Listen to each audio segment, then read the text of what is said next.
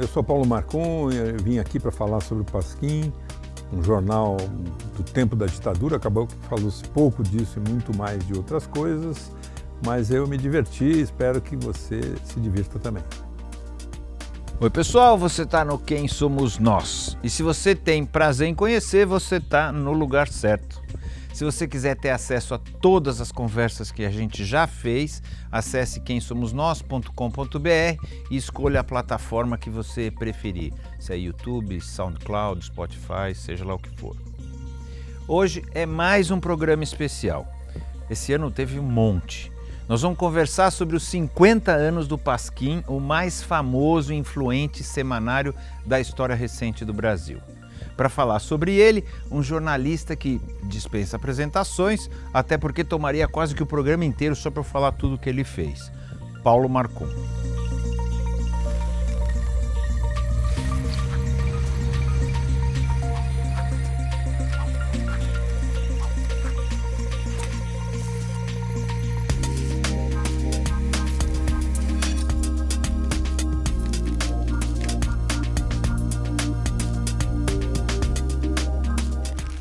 Quem é você?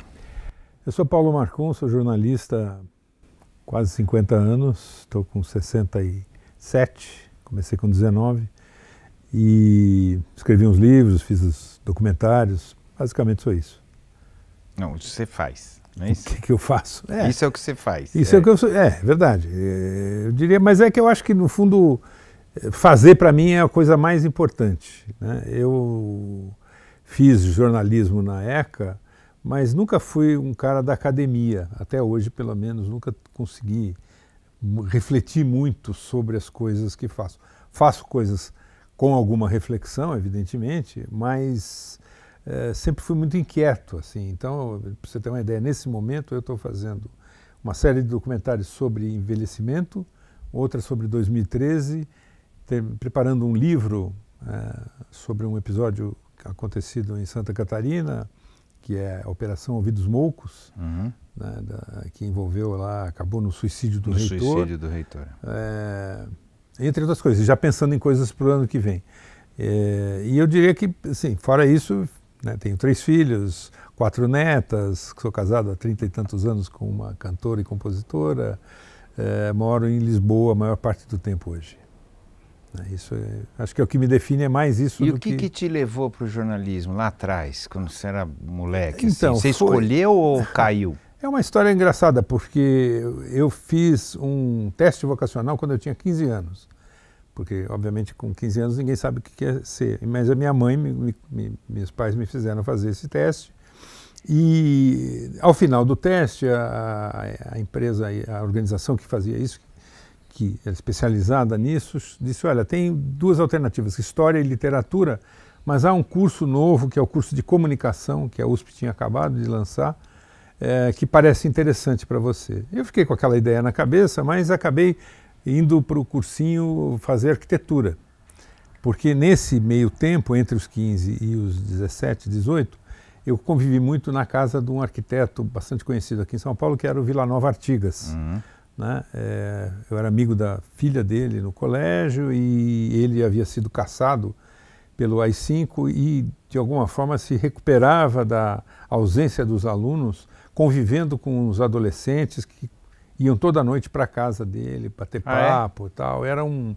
Ali era um centro cultural informal, tanto do Artigas quanto da mulher dele, a Virgínia Artigas, que era uma artista plástica, que era também conselheira sentimental daqueles adolescentes em pleno 68, 69, 70, quando aliás surgiu o Pasquim, que imagino também vamos falar sobre isso.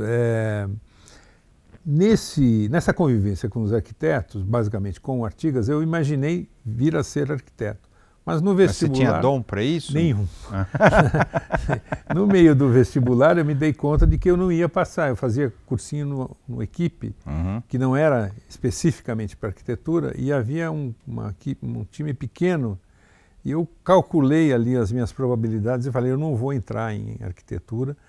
Voltei um pouco para o cursinho de História, mas no meio do ano fui para a comunicação. E quando entrei na comunicação, já não era aquela escola que havia sido apontada para mim quando eu tinha 15 anos, que era muito mais multidisciplinar. Era uma escola direcionada. Você fazia relações públicas, televisão, cinema. ECA, isso, na ECA da USP. Da USP. Mas já tinha perdido já estava dividido.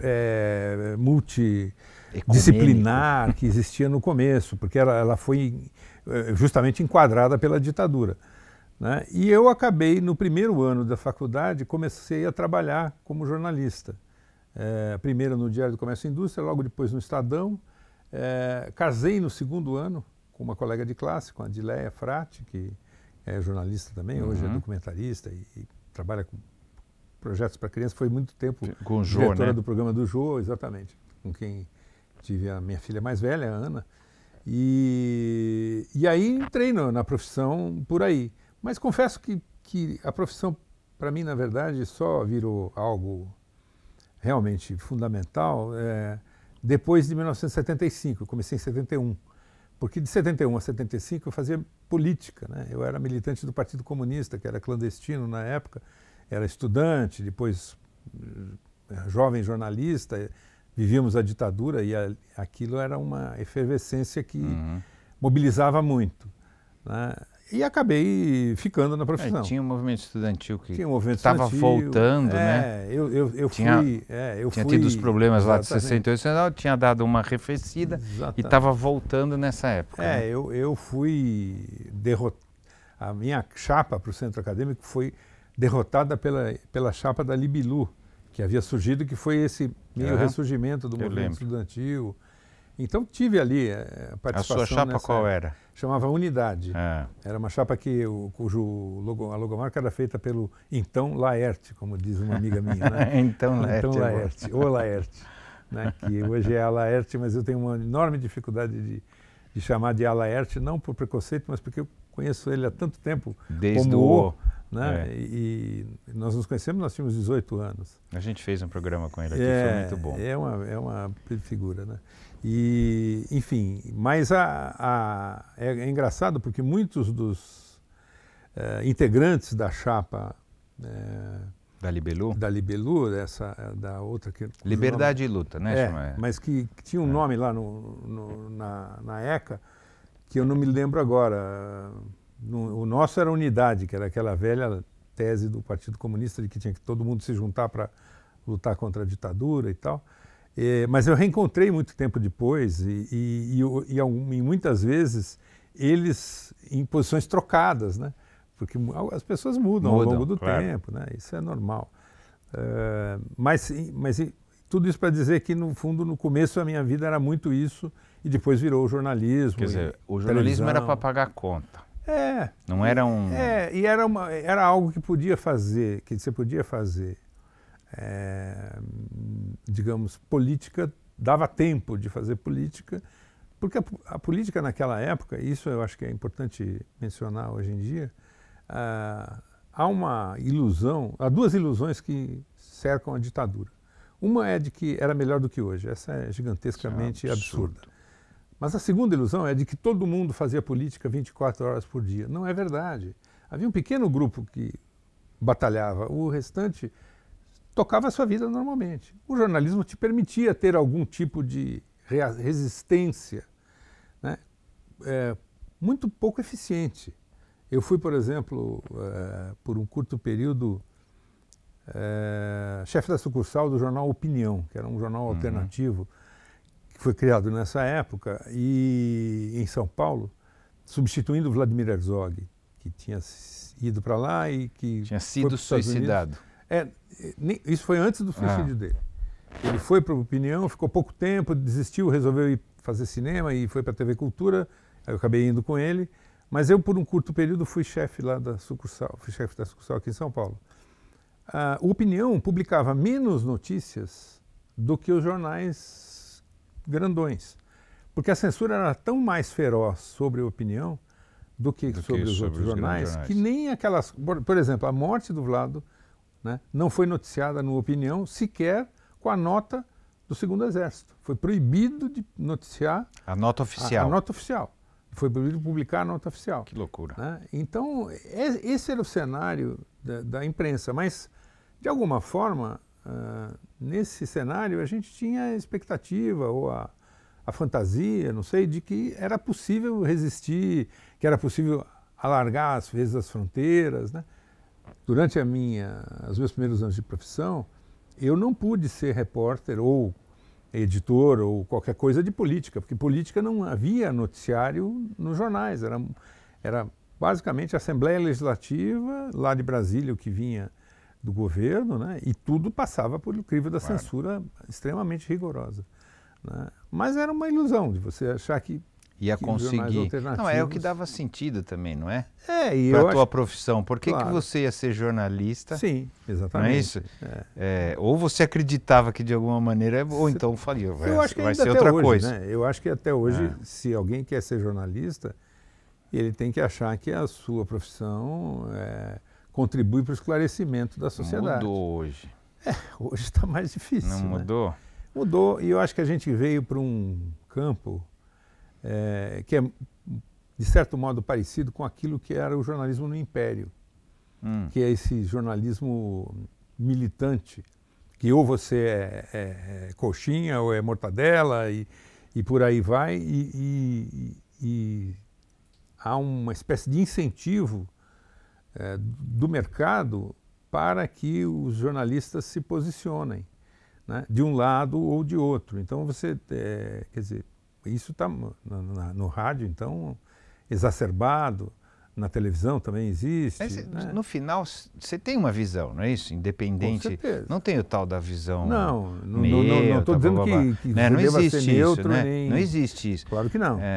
Mas passar tudo pelo crivo de eu acho isso, eu penso isso, e não ter a abertura para ouvir o que as pessoas têm a dizer, para registrar a contradição, né, para, enfim, olhar para a sociedade e para as coisas que acontecem sem muito preconceito. E com um olhar crítico.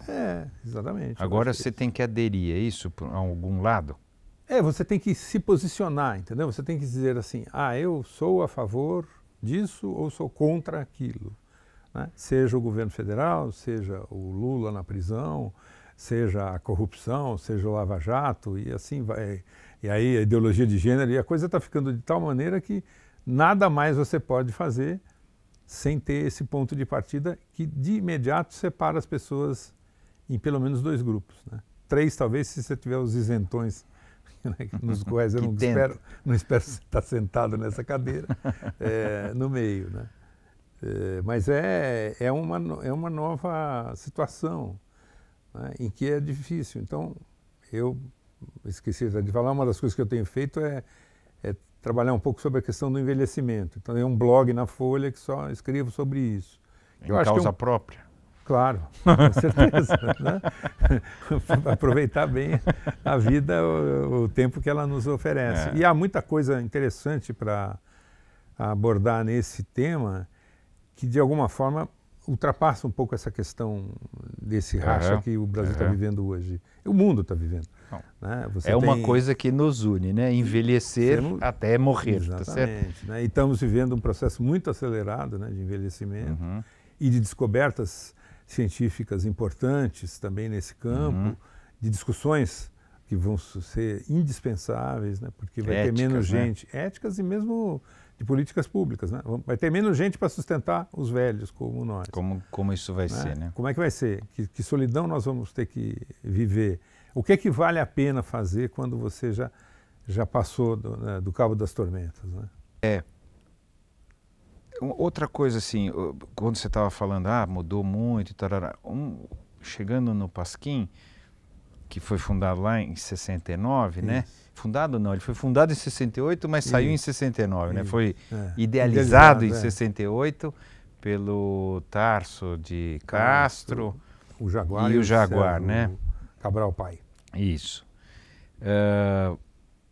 Hoje não cabe, né? Uma coisa dessa. Cabe? Não sei. É uma pergunta. É uma pergunta. Eu hoje estava vendo... Esse clima todo que a gente tem hoje, cabe um jornal anárquico? Eu não sei se essa palavra é correta. Deveria. Um ele era semanário. Anárquico, mas ele tinha um lado, né? O Pasquim tinha um lado. Claro. Eu acho que cabe. O que eu não sei é como sustentar um projeto desse tipo. Há experiências, inclusive na internet, de coletivos de jornalistas e tal, mas com extrema dificuldade de sobrevivência. Né? O que era interessante do Pasquim na época é que ele, com uma receita muito minimalista, tá certo, de recursos, porque eram meia dúzia de pessoas escrevendo, né, o que elas queriam, então você não tinha apuração, investigação, né, edição, nada disso. Era opinião, desenhos e uma dose de humor. Né? Mas ele fez um sucesso estrondoso, né? Astronômico. Por quê? Porque as pessoas estavam cansadas daquele clima de opressão que já tinha começado em 68. Né? Logo em 69, até 68 a imprensa era ativa, né? Não havia censura. Não livre, porque tinha uma pressão. Tinha uma pressão, mas não havia censura. Mas não era censura intensa, assim, como depois disso. E ele faz enorme sucesso com entrevistas cuja principal característica era não ter edição. Era botar as pessoas falando tal como elas falam na vida real. Então, fico pensando, será que uma coisa dessas daria certo hoje? A moçada não tenta, né? Eu não vejo isso. Mas também o papel já não é mais a base. Né? Não necessariamente o papel, mas não precisa ser um jornal ou um semanário em papel.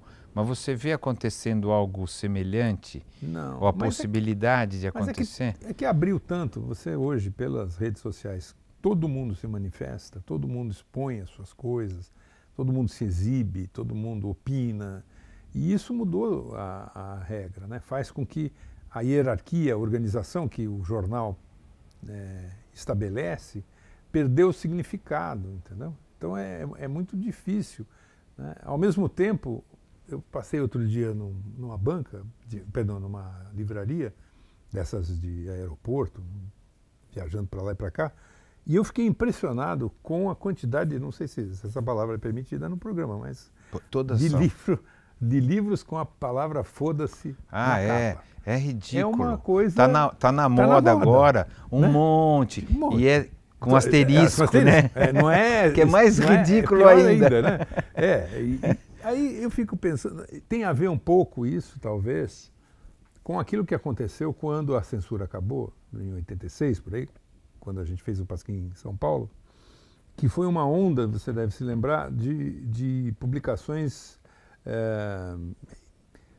eróticas ou pornográficas. É uma coisa que tinha uma fronteira não muito bem definida disso.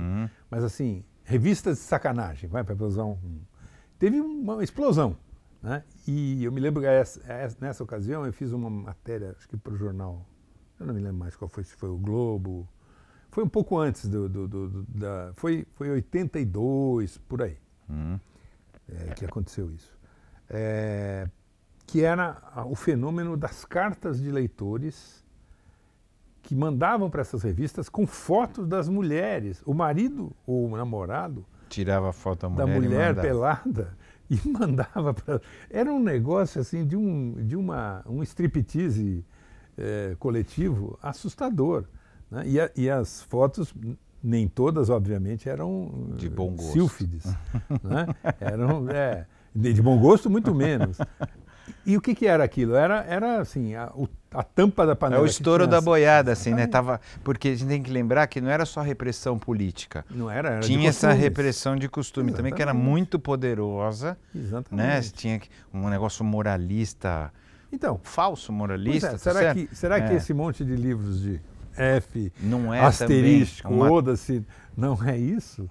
Né? Porque eu fiquei impressionado. Eu passei numa banca de livraria e falei, mas tem um monte. São livros de autoajuda, né? No fundo, sim. Todos são livros de autoajuda. Mas todos expressam essa coisa, eu quero que se exploda, né? É o mesmo raciocínio que está por trás de tudo. Cuide de você, faça o que você bem entende, você que manda. Né? Tem um fenômeno aí.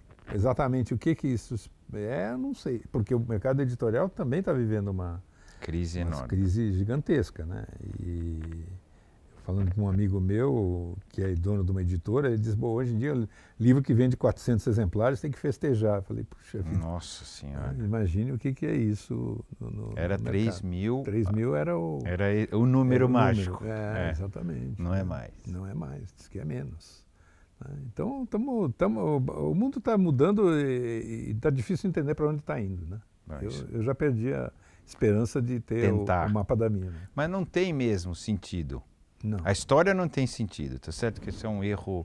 Você que foi comunista firme, um erro ortodoxo. É clássico, né? Que é achar que a história tinha um sentido e que a gente tinha que trabalhar para que esse sentido acontecesse antes. Eu continuo achando que tá certo? Mas você acha que tem um sentido?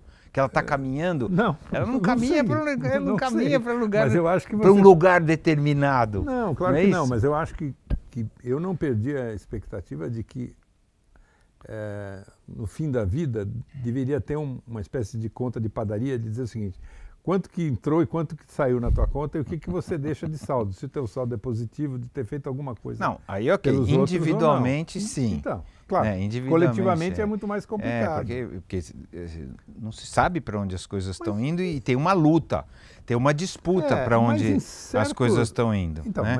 mas caindo numa conversa aí meio de botequim, certas questões nós estamos avançando. As pessoas vivem mais. As pessoas vivem melhor, num certo sentido, né? Tem menos guerra do que tinha no passado, morre menos gente nas guerras do que no passado. Agora, todas as outras coisas que imaginávamos que iam ser resolvidas, no caso do Brasil, só pela redemocratização, e no caso do mundo, porque criou a ONU, ou porque a democracia ocidental está se espalhando pelo mundo, nada disso aconteceu. Está acontecendo. Está aumentando a diferença entre rico e pobre. Sim, tá certo? Né? Você já não tem que fazer campanha para as pessoas se vacinarem. Hoje mesmo no escritório me disseram, você tem que se vacinar contra sarampo porque teve um caso aqui no escritório. Falei, puxa vida, mas eu já fui vacinado de sarampo. Quando era criança. Quando era criança. Tem que ir de novo agora. Né? E por quê? Porque as pessoas perderam a confiança numa coisa que é elementar, medicina, que é a medicina. Na ciência. Né? A terra é plana. Não é isso? Eu recentemente assisti um documentário na Netflix que chama-se Indústria Americana, não sei se você viu. Não. Que foi financiado pelo casal Obama, Michelle e o Barack. E é uma dupla de documentaristas americanos que registra a transformação de uma indústria que era da General Motors numa fábrica de vidros para automóveis chinesa, com métodos e conceitos chineses nos Estados Unidos. Eu, para a prova de honra, na noite que eu assisti esse documentário, eu não dormi. Por quê? Porque é tão assustador o cenário que se pinta ali. E eu estive na China agora em abril e fiquei tão impressionado com o tamanho daquele país. Eu estive em janeiro também e fiquei muito impressionado. Que eu falei, caramba, isso aqui vai dominar o mundo. Né? Porque é uma fábrica que tem 2.200 funcionários, hoje 200 chineses, 2.000 americanos, ganhando muito menos do que ganhavam os funcionários da GM, onde eles conseguiram impedir a entrada do sindicato, porque fizeram uma campanha, a empresa financiou uma campanha de descrédito do sindicato e os trabalhadores votaram pela não existência do sindicato. E perderam direitos.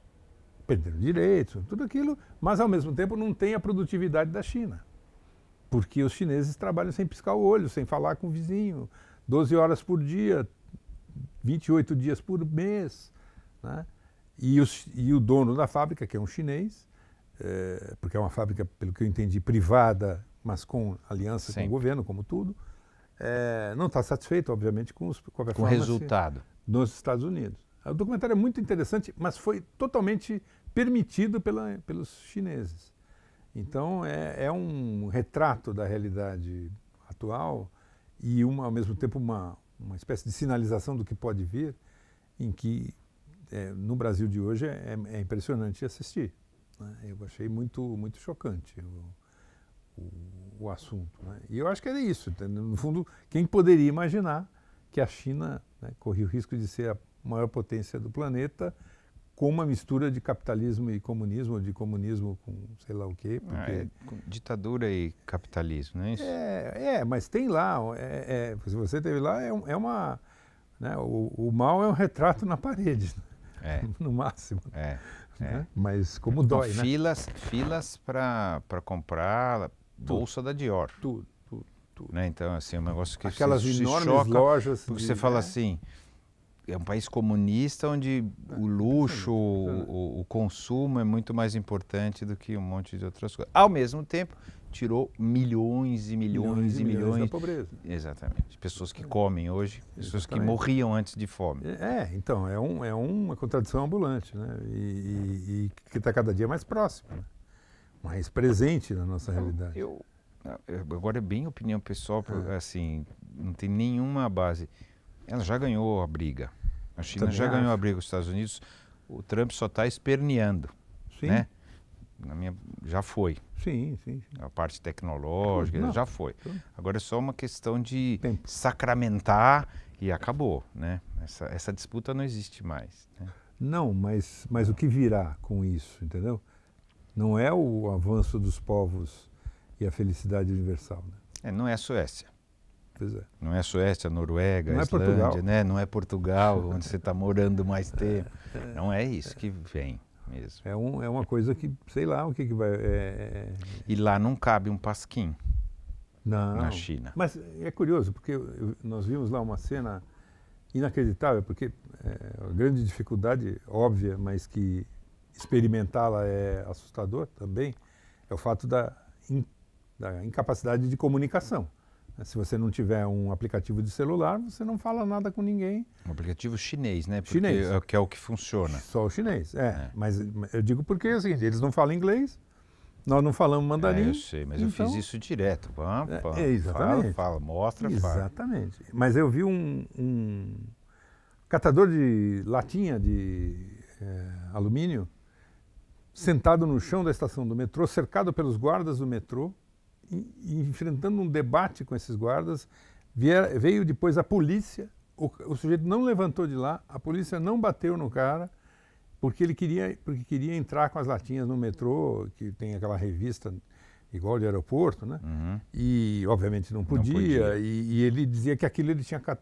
Tenho impressão, né? Porque não sei o que ele falou, né? Você imagina a conversa. Que ele dizia que aquilo era dele e ele não podia, mas aquilo no Brasil teria dado um outro desfecho desfavorável ao catador de latinha. E lá, civilizadamente, os policiais conversando com o cara durante 10 minutos. Né? Foi a única cena que eu vi de autoridade, de pressão da autoridade, porque nem guarda de trânsito manda no trânsito lá, né? E depois eu fiquei sabendo que eles não têm autoridade efetiva.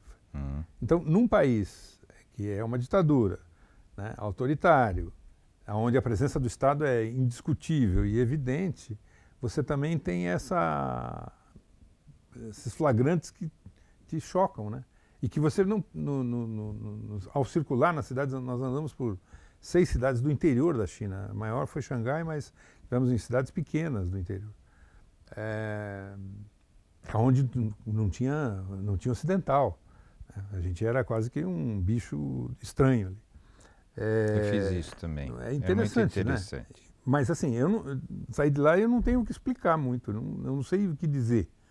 Porque é difícil de traduzir o que é aquele impacto de uma sociedade daquele tamanho, com aquele grau de organização, com aquele grau de comando sobre as pessoas, de um outro lado, mas que não é 1984, entendeu? Não é o grande irmão que está ali presente, né? É algo... Ao mesmo tempo tem câmera em tudo quanto é lugar. Pois é. Você está passeando, assim, principalmente nas cidades grandes, né? Sim. Xangai, qualquer lugar que você passeie lá, você está sendo vigiado. Exatamente. Então, imagina isso ser a maior potência do mundo, né? O que isso vai significar, né? Todo mundo dizia lá... A parte boa é que a gente vai estar morto quando isso acontecer e a gente não tem problema para os nossos angústias. Pode ser. Às vezes eu penso assim, que bom que eu vou morrer antes das coisas ficarem muito piores. O negócio da gente viver mais, sei lá, né? Se vier muito rápido, é difícil, mas é uma experiência chocante. Vamos contar um pouco da experiência do Pasquim. A gente andou para lá, mas no final faz sentido o que a gente está falando. Sim. Foi montado ele começou exatamente numa situação de crescimento econômico, tá certo? Um milagre econômico. Foi 70, vai, que Isso. explodiu o milagre econômico brasileiro, e uma repressão grande do ponto de vista moral, Tudo. ético não, né, mas moral e político. Sim. E aí, parece que, posso errar, tá? Sei lá, rapidamente, sabe, em um ano, já era o maior fenômeno... Vendia mais que a Veja. Então. Vendia mais que a Manchete, que o Cruzeiro. Sim, que é uma loucura. Total. Total, porque não tinha estrutura de distribuição, foi um sucesso.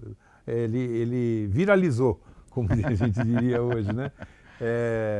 É fantástico isso e é engraçado porque nenhum dos outros jornais alternativos, que muitos existiam foram vários, feitos, a maioria políticos, exatamente. Né? O Pasquim, ele era político, mas eles tinham essa pegada do humor. Mas tinha jornais mais mesclados, né? O Versus, por exemplo, era um jornal que falava de literatura, América Latina e política, né? E foi bacana, um jornal interessante, mas nunca teve essa popularidade. Teve jornal feminista, né? Mulherio, teve jornal gay, o Lampião, teve uma porção de tentativas, mas nenhum desses jornais emplacou. O Pasquim foi... né? Por que você acha? Eu acho Fora o brilhantismo dos caras. Eu diria que uma parte é isso, quer dizer, a competência da equipe, e uma parte era essa coisa do humor, né? Da veia do humor. Não sei se talvez falte aí a um eventual Pasquim de hoje, que seria outra coisa, essa aposta no humor como na irreverência, né? E que tinha o sensacionalista é hoje uma coisa que esbarra, não é um jornal, né? Mas o pessoal do sensacionalista talvez, esbarra no Pasquim. Um pouco, exatamente. Mas não faz o sucesso que fazia. Não faz. A internet ela tem dificuldades de coisas que tenham alguma profundidade maior. Eu criei, junto com meu filho, em 2002, se não me falha a memória, um projeto chamado Jornal de Debates, que foi a recriação na internet do primeiro jornal moderno, efetivamente, que foi da Revolução Francesa, né? O Jornal de Débat, que existiu no Brasil até 1945, depois foi recriado nos anos 70 e eu trabalhei nele, cujo raciocínio era muito simples e que não deu certo. Lá atrás deu, em 45 inclusive, que era o seguinte: colocava-se um tema em debate, a ideologia de gênero faz sentido? E aí você pegava Sim, não. Opiniões diferentes. E as pessoas escreviam e publicava-se a opinião e havia um choque de opiniões e que se estabelecia o debate sem interferência editorial, né? Isso o Pasquim São Paulo, que foi a versão que a gente fez em 86, fez um pouco na campanha Quércia, Antônio Hermílio, Suplicy, Maluf, né, para governador, e deu certo, teve movimentação, mas na internet as pessoas não escreviam. Então, eu estou dizendo isso por quê? Porque o sensacionalista, talvez se tivesse um espaço que tivesse onde essas tribos se atritassem, talvez fosse um sucesso. Mas não é assim a lógica, né? Nem o algoritmo e nem das tribos. Elas não querem se confrontar com quem pensa diferente. Só quer reforçar, né? Só querem reforçar o seu pensamento. Então, eu acho que no caso do Pasquim era essa irreverência, a competência da equipe lá e a coisa de ser carioca, um ponto de vista carioca, entendeu? Quer dizer, o fascínio que o Rio de Janeiro sempre teve e que no passado tinha mais, pelo lembrando Brasil que afora. Há 9 anos só que tinha deixado de ser capital federal, né?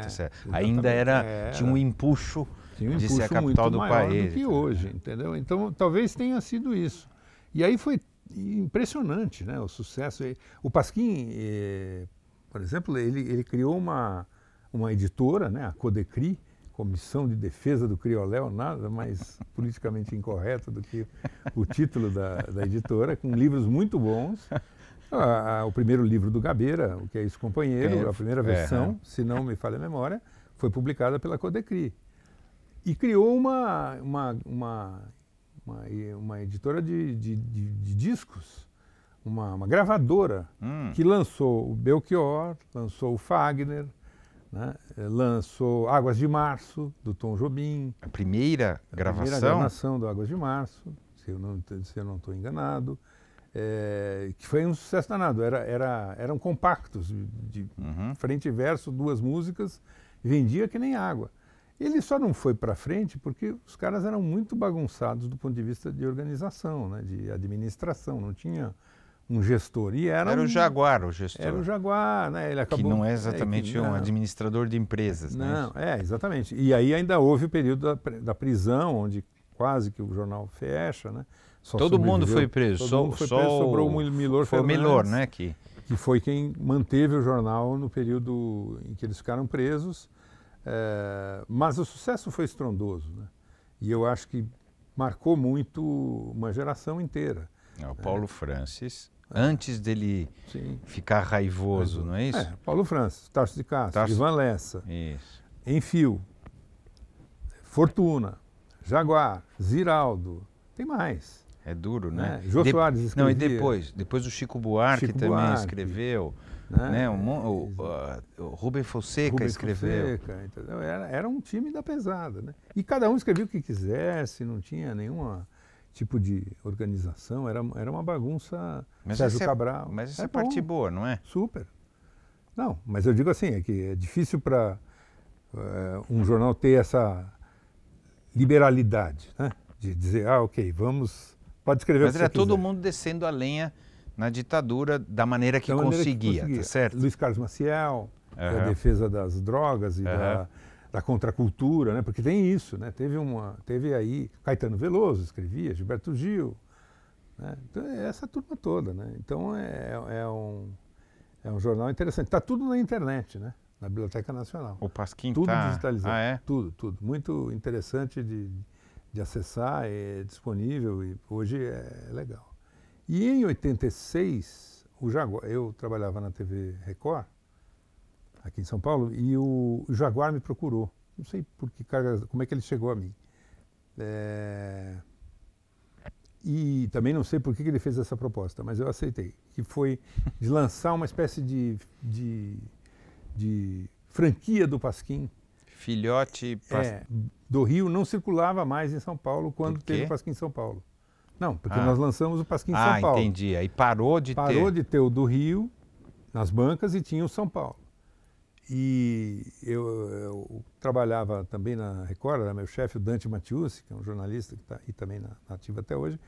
O Dante foi meu sócio nesse projeto e junto com o Dante eu convidei o Manuel Canabarro, que é um jornalista, hoje trabalha com marketing político, mas na época era casado, era meu cunhado e trabalhava na Veja.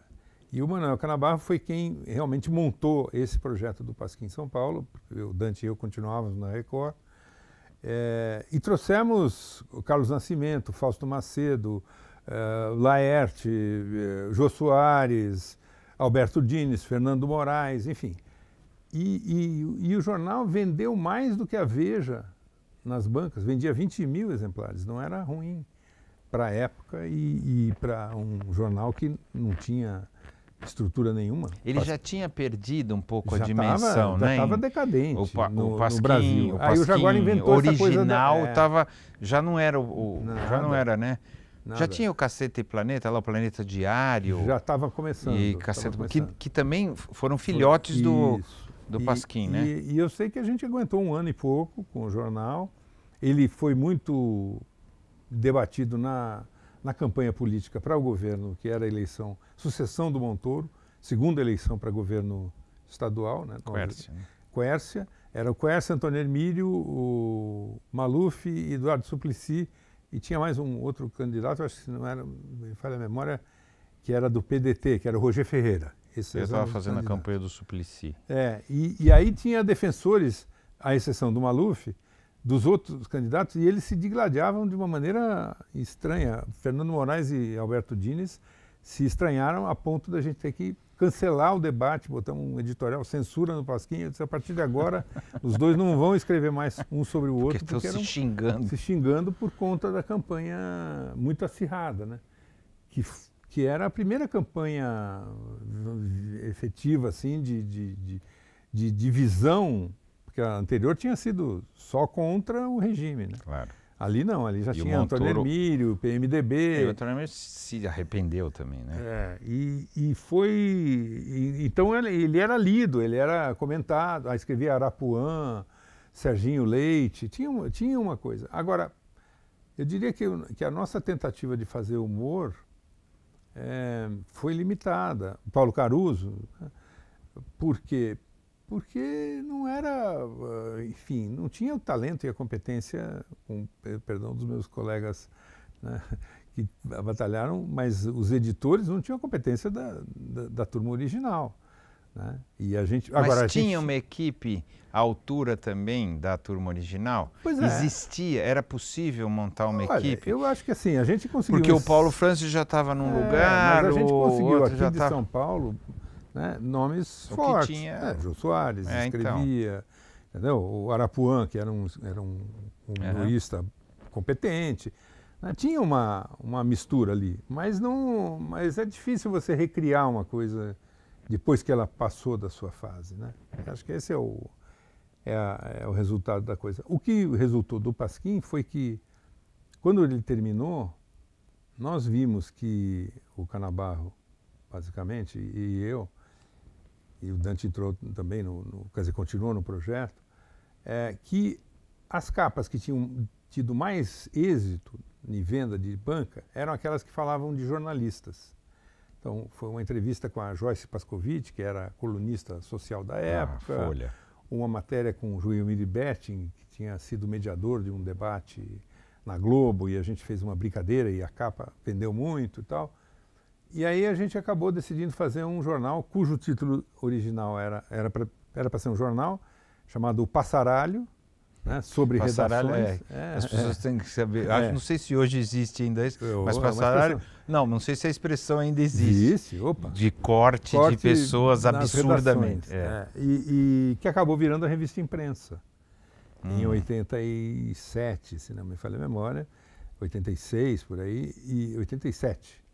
Pasquim é de 86, 87, e que existe até hoje e que fez um sucesso enorme no começo, porque ia para as redações falando sobre jornalismo, jornalistas, e a imprensa estava vivendo na época um momento efervescente com a profissionalização das empresas familiares e tal. Eu sei que a gente nadou bem por um bom período, ficamos... O Canabarro e eu, os 2 primeiros anos, depois nós saímos da empresa, ela continua até hoje com o Sival Leão, mas foi o filhote do Pasquim São Paulo, né? Mas tudo tem o seu tempo, né? Eu acho que assim. E hoje, qualquer coisa dessas de mídia impressa é muito complicado, né? Hoje mesmo eu estava lendo na internet, me disse uma amiga, a assinatura de que você é velho, né? Está lendo na internet, tem que ser na internet. A história de que o Diário de São Paulo vai ser relançado, né? Acabou de sair, por um ex-deputado e tal. Então está havendo uma certa movimentação hoje na mídia. Para a mídia impressa, é isso? Não, eu digo na mídia em geral. A CNN, por exemplo, vir ao Brasil, né, com uma franquia também. Está tendo umas Mas coisas... não é poder? Acho que sim. O assunto não é que nacos de poder? Acho que sim. Acho que tem a ver com a sacudida geral que o Brasil está passando, e em que medida as pessoas conseguem se instalar nesse processo. Mas nos últimos anos a gente só viu fechamento, né? De revistas, jornais, programas, emissoras de rádio e por aí vai, né? E numa velocidade impressionante, que também não é só aqui que está acontecendo. Não, no mundo inteiro. Né? Mas eu acho curioso, né, essa coisa, relançar o Diário de São Paulo, que também é uma história curiosa, porque o Quércia comprou o Diário Popular, aí o Globo comprou o Diário Popular do Quércia, resolveu matar o nome, recriou o Diário de São Paulo, que era lá dos Diários Associados, mas nada disso... Nada foi para frente. Ficou de pé. Não, né? mas porque sempre foi uma... Não tinha a ver com jornalismo, é isso? Eu acho que não. A história não era uma história do jornalismo ou de tentar fazer jornalismo. Se bem, até vale quase um outro programa sobre a história do jornalismo e o quanto isso de verdade tem a ver com os fatos ou quanto tem a ver com o financiamento de pedaços de poder tentando disputar a opinião pública. Claro. Não é isso? Desde lá do Getúlio, né? Então, Samuel Weiner, lá dos anos 50. Que foi bancado para defender Na verdade, desde sempre, não é isso? Né? E quando o primeiro jornal, né? O primeiro jornal brasileiro nasceu em Londres, que é o Correio Brasiliense, e era um livro, um negócio enorme. E o primeiro jornal nascido no Brasil era um diário oficial que só falava do governo e não era totalmente servil à chapa branca. Né? Desde lá a gente vive essa dicotomia. O Correio Brasiliense era de oposição, mas era uma oposição que atendia os interesses também dos ingleses. Né? Então é uma história antiga, né? E nunca termina, parece. Por isso que você acha que uma coisa mais anárquica, menos comprometida, tem dificuldade de sobreviver no meio disso? Porque a disputa, na verdade, não é a disputa pela informação, não é a disputa... Né? Não é a disputa de verdade. O que está acontecendo é a disputa por uma visão de mundo para o poder daquele momento. Podemos resumir assim, né? Talvez. Se estiver errado, toca pau. E assim, será que por isso que jornais assim, ou seja lá o que for, eu estou falando em jornal porque era um jornal. Isso, não fica, porque ela não serve a um poder de alguma maneira? No fundo eu penso que tudo depende de quem paga a conta, entendeu? Se você encontra quem paga a conta daquele trabalho que demanda se fazer isso, ou se você encontrar a patota, como diria no tempo do Pasquim, ou a galera, como diz hoje. Né? Quem que turma que sustenta esse jornal, ou esse... É tribo. Tribo, nem galera, mas não é tribo, né? Exatamente. Então hoje você tem tribos as mais variadas e elas têm os seus territórios, as suas defesas. Ou os seus veículos também, seja quais forem. Mas eles não são gerais, né? Isso é que é estranho. Quer dizer, se eu quiser saber o que pensa, sei lá, o que pensam as feministas, só se eu entrar numa página do movimento feminista ou do coletivo tal, ou do grupo tal. Dificilmente tem um lugar que agrega diferentes pontos de vista. Exatamente. É onde eles estão ali e não há essa ideia de que, se há esse espaço, eu lá como machista posso dizer, olha, não, eu não penso assim, né? E não seria aceito. Né? Ou seja qual for o grupo, a tribo, eu entendo. Ela rejeita qualquer opinião divergente. O debate que hoje se estabelece, por exemplo, sobre as universidades, que é uma discussão importantíssima para o Brasil, importantíssima. Né? Nós estamos discutindo o futuro das universidades. O governo federal tem uma proposta radical, num certo sentido revolucionária, no sentido de revolver tudo e fazer de outro jeito, que é o tal do Futurice, né, que permite acordos com a iniciativa privada, que não está bem definida, que está uma confusão. A universidade se opõe a isso. Agora, aonde que você vai se informar sobre esse debate? Ouvindo ou lendo as opiniões contra e a favor? Não há espaço. Ou há as universidades, por exemplo, organizadas rejeitando o projeto, ou há a propaganda do governo. O governo tentando empurrar o projeto. E a imprensa faz lá um serviço de quinta categoria, com perdão da palavra, porque esse debate não está colocado. A autonomia das universidades paulistas, que está ameaçada hoje por uma CPI e por uma aparente ou uma sutil disposição até do governo estadual, que já disse que vai manter, mas que, ao que tudo indica, não gosta muito dessa autonomia, que é poder pegar o dinheiro que ela recebe à universidade. E gastar da maneira que ela achar melhor. E esse dinheiro está assegurado, todo ano é o mesmo percentual. Isso é o que garante o sucesso das universidades paulistas. As duas primeiras, USP e Unicamp, são as melhores universidades do Brasil hoje. Né? Suplantaram as federais. Aonde que está essa discussão nesse momento? E que você possa ouvir quem é contra a autonomia e que diga, olha, não sou contra por causa disso, e o que é a favor diga assim, não, peraí, não há esse debate. Entendeu? E mais do que isso, nem o movimento estudantil até agora está engajado. Haverá no dia 15 agora de outubro uma primeira Assembleia Geral da Unicamp, reunindo professores, conselho universitário, estudantes e servidores, né, numa iniciativa da reitoria, mas que foi meio que de cima para baixo, porque o movimento estudantil não havia ainda acordado para esse tema. Mas não é disso que eu estou falando. Eu estou falando, tá, ok, mas o que era a imprensa, o que a imprensa fazia? Isso era uma ágora. Exatamente. Aonde tinha esse tá papel, isso? Né, que hoje não tem mais. Você está na internet, mas é assim, você pode entrar lá e vai ter dezenas de manifestos a favor da autonomia, opiniões pessoais, mas o choque, o confronto não rola. Olha, acontece lá embaixo nas porradarias, né? Você é um idiota, exatamente. Você que não pensou isso, nos comentários. Você é um débil mental. Isso. E mas sem nenhuma profundidade, né? É. Nenhuma argumentação. Então é difícil. Acho assustador isso, né? E eu tinha a fantasia de que a internet ia avançar para isso. Que nós vimos, sabe, que as pessoas iam se civilizar, vamos dizer assim, mas não está acontecendo. Ao contrário. Ao contrário.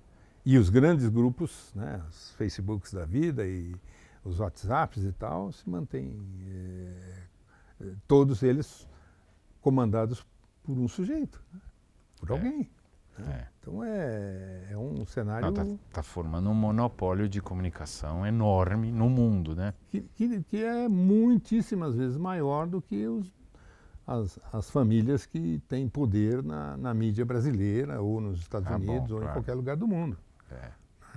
Bom, tanto que está se discutindo em dividir essas empresas já nos Estados Unidos para tentar dividir o poder.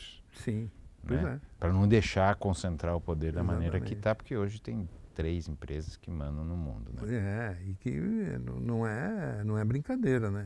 É uma outra realidade que a gente está vivendo. Mas é essa que não foi dada, né? Atuar nesse cenário, né? Não tem outro para... Então, mas você disse que acredita que tem um caminho, que tem um lugar para onde está indo, é isso? Não, eu tento acreditar, entendeu? Eu gostaria de acreditar, talvez. Talvez seja só... Agora sim. Entendeu? Wishful thinking, agora sim. Mas eu acho que... Porque senão você perde, você desanima, né? Agora mesmo em Portugal acabou de ter uma eleição... Ganhou o socialista. Né? Uma eleição tranquila. De novo. Né? Ganhou o socialista, mais forte do que no passado, não é só ele, tem aliança com a esquerda, tem certas concessões à União Europeia, as coisas lá caminham... Está indo bem lá, não é? Está indo bem. Está indo bem, muito baseado no turismo, que para quem vive lá... É horroroso. É ruim, no certo porque sentido. Os preços dispararam, né? Mas, ao mesmo tempo, se não fosse isso, eu não daria lá. Né? Se o programa não tivesse flexibilidade de aceitar estrangeiros, né, como é que nós iríamos para lá? Eu acho que é assim, porque tem lá uns 200 mil brasileiros, talvez. Grande parte desses... o segundo. Primeiro é chinês, não é isso? E depois é brasileiro, né? Primeiro é brasileiro. Primeiro é brasileiro? É a primeira comunidade disparado. Nesse de chinês, que o primeiro é aqueles que tem 300 mil euros para comprar entendi. O Golden Visa lá. Aí sim, aí nós somos o segundo, bem distanciados dos chineses. Mas é um país que, além de falar a mesma língua, parecida, né? Ela só não tem a mesma lógica. A deles é bem melhor. Viu? A deles, depois que você vive lá... Por que você escolheu lá? Não tem um cato a ver do que a gente estava falando até agora, mas é uma curiosidade. Por que você escolheu primeiro sair do Brasil e por que você escolheu lá? Então, em 2009, eu fiz uma série chamada Laika, na TV Cultura aqui e na RTP 2 portuguesa. Eram 2 jornalistas, eu aqui e o Carlos Fino, que é um correspondente em Washington, em Moscou, cobriu a guerra do Iraque e tal, lá. E era uma espécie de tertúlia, assim, que nós dois discutimos semelhanças e diferenças entre os países, entrevistando brasileiros e portugueses dos mais variados campos, na casa dele, lá no Alentejo, e na minha casa, aqui em Florianópolis. Esse era o cenário. Então eu passei um tempo lá e gostei muito. E aí ficou aquela ideia nossa, da Tatiana, de olha, um dia a gente vem para cá. Em 2016, eu fui para lá, saí da TV Brasil, na ocasião mudou o governo, o governo Temer entrou, E fui para lá. E aí, meio de brincadeira, a gente foi olhar, já tinha conhecido os principais pontos turísticos, fomos olhar apartamento e tal, e achamos um apartamento, cabia no bolso. Vou morar aqui, é isso? E decidimos experimentar. Não era vou morar aqui, era ter uma base lá. E é um processo que a gente vem fazendo, nós continuamos tendo uma base aqui, mas estamos mais tempo lá do que aqui, cada vez mais. Né? E os filhos estão crescidos, os netos estão quase todos encaminhados, as netas todas, cada uma no seu caminho. E aí também coincidiu que a situação daqui começou a mudar, mas esse não foi o momento decisivo. Foi um pouco de... Não foi deixar o Brasil. Não. Foi adotar um pouco... Foi lá e cá. Foi ser, entendeu? Essa coisa de ter um pouco... ter um tempo lá, porque a vida lá é melhor, mais barata, melhor para os velhos que nem eu, tá certo? É muito confortável. A dificuldade que tem é que é um país de 10 milhões, então é a vantagem também, mas o mercado é muito menor. Tem menos oportunidades. Oportunidades, né? Você tem que reconstruir e todo o capital que eu tenho aqui de relacionamentos lá vale não zero. Tem. Não tem lá. Mas a Tatiana é cantora, então para ela foi um recomeço. E ela está super bem lá, fazendo o trabalho dela com vários músicos portugueses. Tem jornal de humor lá? Não sei te dizer. Não vi. Pode ser que tenha. Às vezes a gente fala, não quero ser taxativo aqui. O humor do português é um pouco difícil, né? Eles são muito... Essa linearidade no raciocínio, tudo aquilo que é... A nuance é difícil, assim, a aceitação por eles. Não é que eles não têm humor, eles têm tinha humor. Um Raul Solnado, lembra? Tem, tem, na TV tem, com programas de humor e tal, mas eu digo assim, o brasileiro, ele infere as coisas, né? Você fala uma coisa pela metade, eu falo e você já entende. Completa. Né? Eles não, eles querem que você seja claro. Eu depois descobri que isso é uma vantagem enorme. Né? Porque não tem mal entendido, né? Não tem mal entendido e tem uma coisa de educação que é fundamental. Eu me descobri tão mal educado lá, porque, por exemplo, coisas banais, assim, subir no ônibus, ou no autocarro, como eles dizem, e eu viro para o motorista e digo assim, esse ônibus passa na Rua dos Gusmões? E o sujeito responde, boa tarde. Aí você toma no fígado, tá certo? Porque nós não falamos mais boa tarde, bom dia, boa noite, raramente, né? Nesses diálogos no elevador e tal, né? Antes de perguntar uma coisa que te interessa, eu pelo menos tinha essa grosseria embutida. Né? Não perdia tempo, porque você está com pressa, porque você acha que o outro também está com pressa. Ou outro exemplo patético.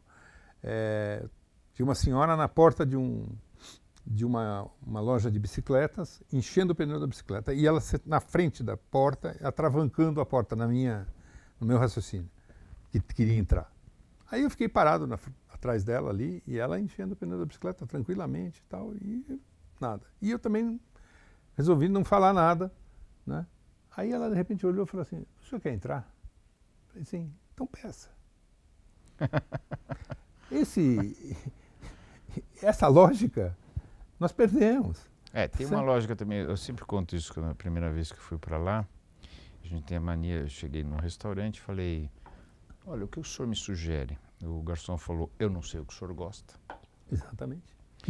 Que é uma coisa natural que você vem aqui no restaurante, estava sozinho, estava a trabalho e tal, cheguei pro cara, o que se sugere, que prato sugere? O cara fala, não sei o que o senhor gosta, não vou falar nada. Não vou me meter. Né?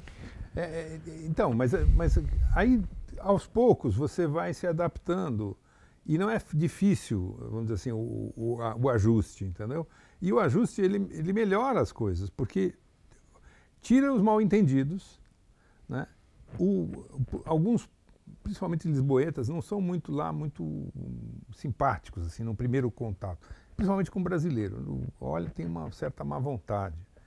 Mas se você abordar a pessoa com educação, isso passa em 3 segundos.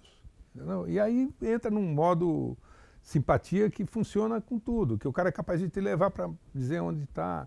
Não tem essa pressa da cidade de São Paulo, né? Essa coisa meio que nós adotamos como sendo inteligente, entendeu? Como se fosse... E não é civilizado isso que a gente faz. Né? Essa coisa de dizer bom dia, boa tarde, tá? Minha mãe me ensinou, mas eu de algum caminho perdi. Esqueceu. Né? Mas está errado. Eu que estou errado, não é a pessoa. Claro. Então é curioso isso, é um aprendizado, né? E ao mesmo tempo os vizinhos se cumprimentam, entendeu? Olá, boa tarde vizinho, como está? Tudo bem? Tudo bem, o senhor vai bem? Muito bem, obrigado. Tal. Isso aqui não tem, você olha no elevador, no elevador vai lá que seja que você faz bom dia, boa tarde, mas assim, no meio da rua, finge que não vê, né? Porque tá com pressa. Tudo aqui parece a música do Paulinho da Viola, né? É isso, eu gosto, acho um bom lugar para viver. Bom, vamos fechar. Dentro da tua experiência de vida, da tua experiência com jornalismo e tal, etc., quem você acha que nós somos, seres humanos?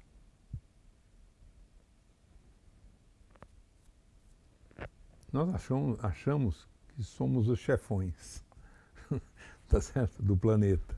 Nós achamos uma porção de coisas.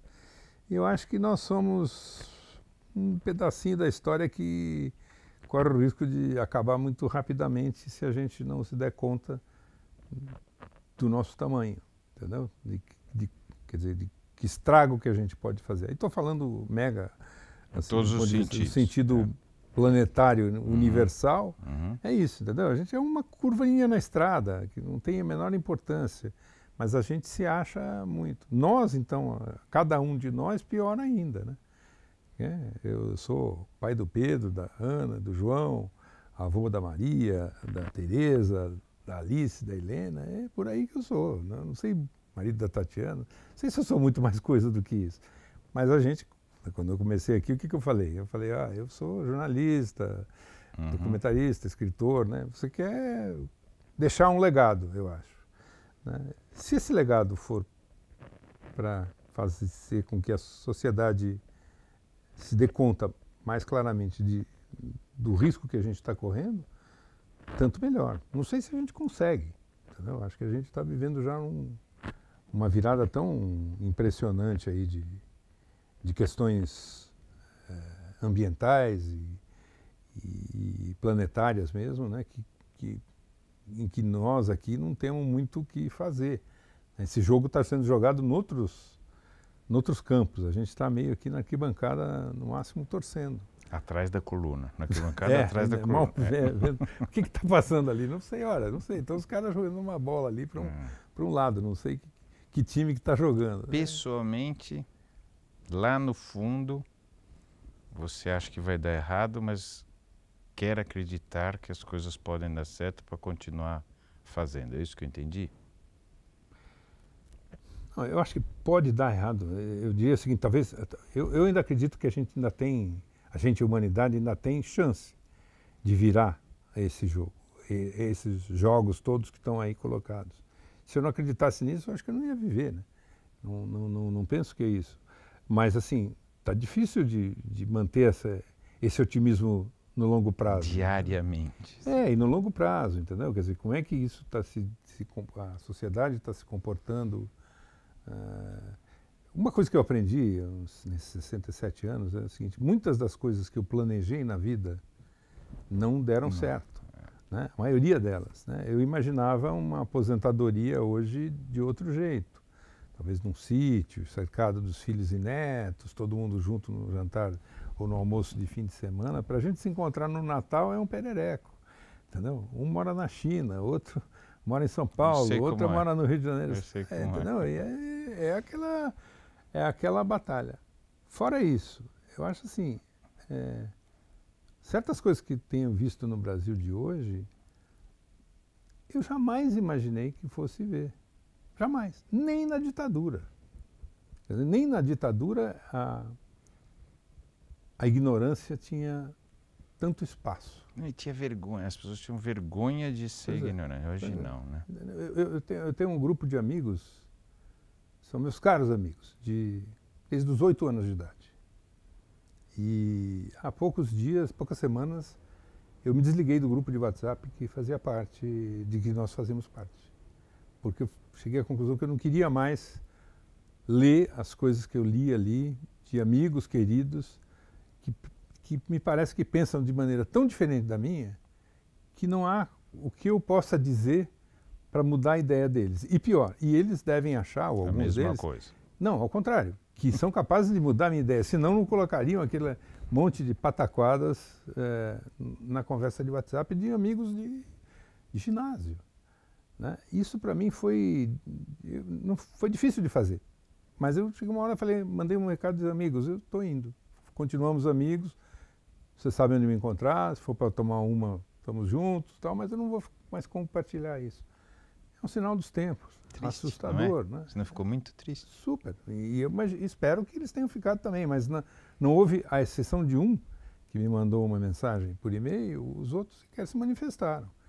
Né? Então devem achar que estão certos. Né? Agora, são expressões tão, para mim, óbvias de ignorância, com perdão da palavra dos meus queridíssimos amigos, que eu fico chocado de que aquilo prospere entre engenheiros, advogados, médicos, gente com formação universitária. Quer dizer, da onde surgiu isso? Como é que isso se disseminou dessa maneira?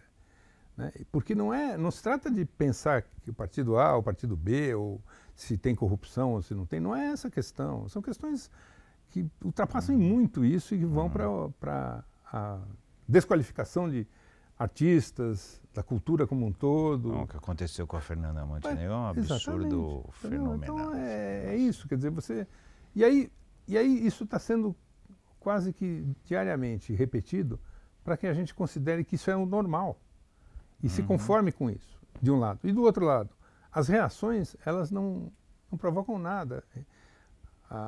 Ontem ou anteontem, uma juíza determinou a volta de um edital da Ancine, no qual eu tenho 2 projetos finalistas. 2. Um fala sobre uma aventura com uma pianista na Amazônia e a outra sobre uma feminista anarquista dos anos 20, 30, aqui em São Paulo. Edital esse que foi cancelado sob o argumento de que havia um assunto LGBT lá, etc. Bom, a justiça determinou isso. Eu tenho enormes dúvidas de que essa determinação judicial vai ser cumprida. E isso passa a ser o normal. Entendeu? E está todo mundo achando que é por aí. Então, manter o otimismo numa situação como essa, precisa fazer um esforço. Né? Eu tenho feito, mas é difícil. Prazer. Obrigado. Deixa eu botar uma capa aqui, ó, passando. Maluf faz. Essa capa é genial. É boa.